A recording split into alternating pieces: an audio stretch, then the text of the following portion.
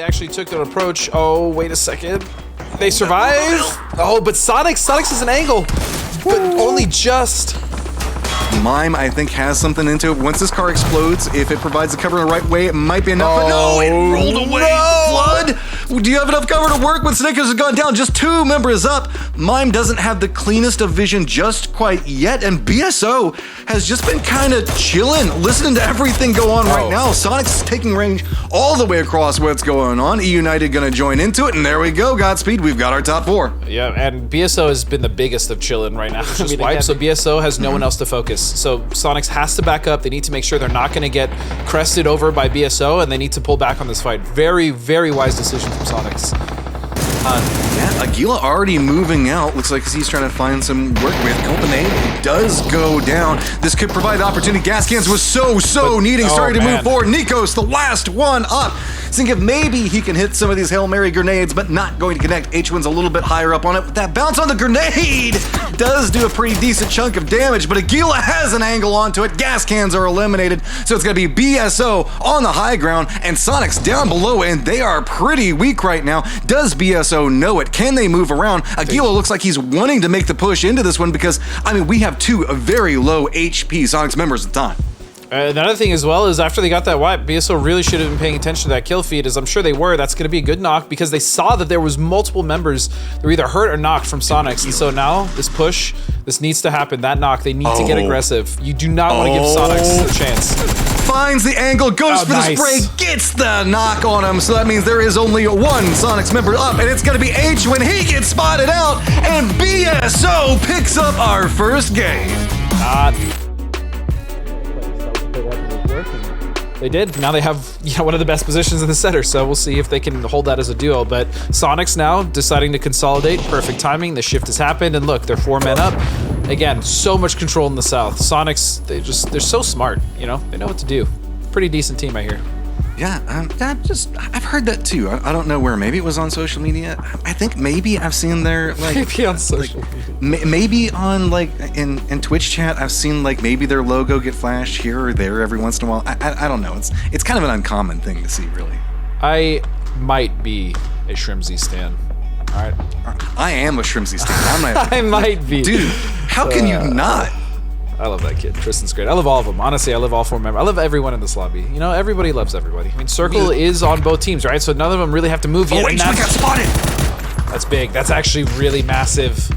Relo goes down, but that's fine. Relo can get rezzed right over here. They've got that hillside, so that's not too big of a problem. Really, Neverhor could be an issue for eUnited, but they seem to be aware of it right now. Orion can't even crest that hill. They're going to go ahead and get taken down, but I think that Neverhor has an idea on where he's got to focus his target. But looks like it doesn't matter. Kickstart's going to take care of that problem, and now we're down to a 4v3. You got Kickstart! kicked. What? Okay, so not only is that weapon just so devastating, but it's just even more devastating in Kick's hand, right? Because he's aware that he doesn't even really need to go for headies. He doesn't need to go for headshots. Oh, no, close range. 49. Taps it, goes for the spray. It's Kickstart versus Soniqs right now, and Kickstart is winning. Look at this lineup. 20 kills for eUnited. So much damage coming out from them. And eUnited is, honestly, both teams, given their circumstances, Shrimsy. I was going to say, are playing this so well, but the angles is just so hard. What you got, Tig? To get around it. Snickers is coming, gets the spray into him. Let's see if maybe he can line up a little bit more. Rello now knows exactly where he is, going for the push around the other side of it. Seeing if maybe he can bait out a little bit more time and movement. We do have a moving factor in Flood on the outside of this. Tickleton has to be careful of it, is aware, does have an idea on it, but it doesn't matter. eUnited, they walked through that game. I think they ended with, what, 22? They know the drop and everything. It's impressive. It's thousands of hours. Oh, speaking of thousands of hours of misery getting shot off the back of a bike. That sucks. I'm sorry, hooligan. That's about one of the worst feelings in the world. Is you're just driving through. That's a bad place that's even to flip worse. Over. Oh hey, no! Inadvertent cover, right? Holy. Sociopath. Oh no! Don't get out! Just stay in. H1 gets the ankle for it. Oh, that was so. That sucked. That just really sucked. I feel for you. Oh, hooligan. I don't have words. That one hurt to watch. There's suckers that are just down the hillside. So, yep, Nice. That's going to be an easy spray into that one. H1 getting rewarded for it. And remember, this is a just recovering wild card that now has to deal with the fact that they've got some limited information. Soniqs coming up with multiple angles to work with, already putting in a lot of damage. H1 continuing his assault.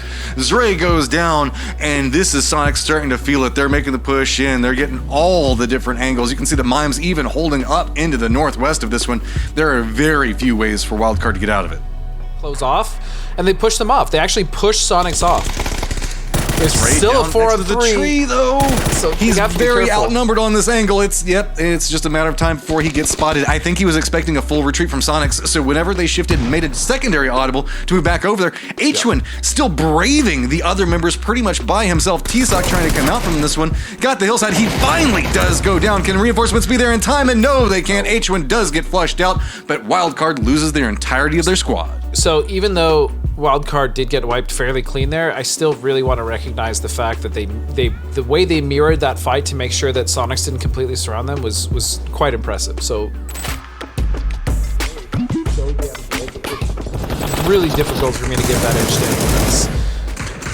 All right, Stuckers making their run early, feeling the fact that they've got to make the gamble, but here is the gauntlet. Soniqs are going to be the next team waiting for them, spotting them out as they come. On the other side of it's going to be shoot to kill, and yep, there you go. H1 managed to pick up 2 as they roll right into him. 300, having to deal with a little bit of movement going around them as well. As you can see, it is just bouncing everywhere. Soniqs going to go ahead and pick up the flushes on those that just rolled right through them.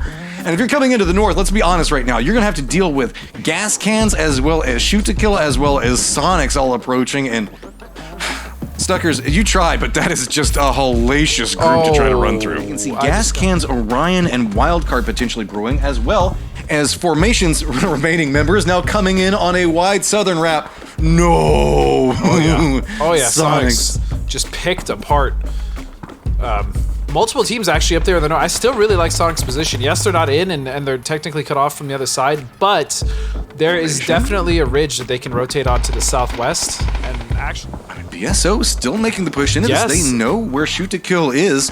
Shoot to kill, though, is trying to step away from this one right now.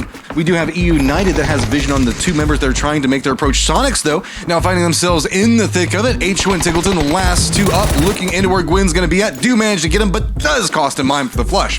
Shrimsy is still alive. Blue Zone is coming in. They're going to have to be quick with this one, but this does give them control of the north, but a quick drop-off and cliffsides around them. Alo, did Aguila see him right there? Yeah, he's got vision onto it. A couple sprays. Soniqs now, here we go. Gotta send it in right next to eUnited, and this is why all of these walks across this field are working, is because there's just people moving from everywhere. They hit a little bit of a dip as they're coming in. Soniqs, H1 just sending it in to see if maybe he could be enough of a distraction for the rest of his teammates. Soniqs jumping out right now. H1 now the last one up, sitting at 9 kills. Spots out, does go down, and eUnited manages to hold the line. High Command and Balefrost absolutely popping off. What? I don't know if there's a little bit. I don't know if there's a little bit of a damage coming in from afar there, but that looks so easy for them. It really did. It happened so fast. It was hard to follow. Here are the grenades from Soniqs that I was worried about. Great follow through of the utility. That's going to be 2 of them confirmed. I believe it is only 1 member of Dodge left standing now. Can still get the revive. Soniqs are backing away. Don't want to overstay their welcome. They understand that there is a threat from the south because there are still a few members left in the high ground, the high positions, the high floors. That could be money. Ooh. Little too far. It confirms well, he got the flush, yeah. Yeah, but Finna is still alive. They still have at least 1 potential rat coming in from their backside. Managed to get themselves just inside, but they do have company. And it's an uphill fight for them. He's looking as if he wants to wrap round back to the south edge. Yeah, Ultimate's actually going to find one onto D-Rich, but this is all information towards Soniqs. The fact that there is still... Oh, yeah. D-Ridge going out. That means that 303 are taken out. They don't need to worry about the backside. And now, pedal to the metal. They are rushing forward. They can actually commit to the rat that they were eyeing just previously. Shrimsy rushing through flashes. They're just going to run through smokes. They know that they can just outshoot this squad. They have the confidence to take this to them. And immediately, just in the blink of an eye, the second 303 were removed, they, as you say, rolled over the competition, took this area, and just in time as well because the next phase shifted away. Last member of Dodge here, I think actually Ethan should be spotted at least. Yeah, you can see that with the intent of this utility here, Tickleton will find it. And I'd say Soniqs finding their 10th as well. 2 teams now finding 10 kills already in this lobby. Smoke's coming out. Bing, bang, boom. Soniqs, 2 powerhouses, but who's going to come out on top here? This is a much-win fight for both squads. There really isn't much land to play over. There is no sharing involved. This town ain't big enough for the 2 of these squads. And now Tickleton trying to rush forward, takes a little bit of damage, but it's not going to take any moment to heal up. He wants to catch him off guard, but Odless just a little bit faster on the trigger. Tickleton gets confirmed. Now actually a load of damage comes through. Sharpshot's still down on the deck. I don't know if Keenan's going to commit to that here as Soniqs look to further regress here, but Mime catching that flash going to slow things down. Actually, oh no, Shrimzy. I don't know if that was through the smoke or an off angle. Yeah, he was just down to the left there. They clean him up and we have our top 4 now. Push in. It's just going to be a coin flip play at the end is what Rumblers are really playing for. Because like you said, there's no cover. There's no way to rotate around. Just got to use all this utility and try and get close enough to frag them out with grenades and mollies. That one's good. There's so much damage done with that nade. The follow-up's going to be massive as well. Oh, there it is. Shrimzy gets taken out. Mime does avoid the fire, but another grenade from Valiant. Now it is all on to H when he has a side angle, gets some damage, gets a knock, but down to 22 HP. Valiant in low stage D should be rushing onto his position. They expect that he's going to be healing up, and he pops the first aid kit, but he is back up against the edge, hiding behind a smoke, and Valiant is swinging along the side. Crossfire set up with the Rumblers, but low stage G taken down very, very low. H-Win should be expecting this one by Valiant, but Valiant lands the shots, lands the headshots. 18 kill wins for the Rumblers. Follow up. Here, look at the map. Hey, here's a replay. This is a funny moment that I think we wanted to see.